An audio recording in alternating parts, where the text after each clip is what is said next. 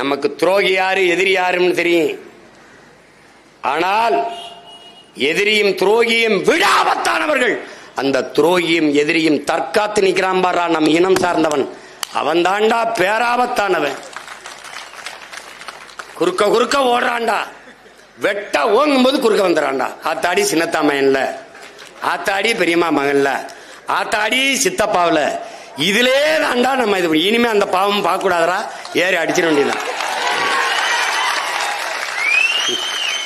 கொண்ட கொள்கைக்கு லட்சியத்துக்கு எதிராக பெத்த தாய் தந்தரே வந்தாலும் நமக்கு எதிரிதான்.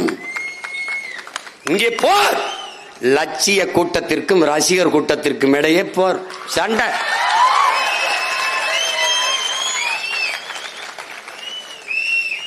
தமிழ் தேசியனத்தின் உரிமை விடுதலை என்ற புனித கனவை, உயர்ந்த லட்சியத்தை கொண்டிருக்கிற சித்தாந்தமா சினிமாவா? இதாண்டா சண்டை.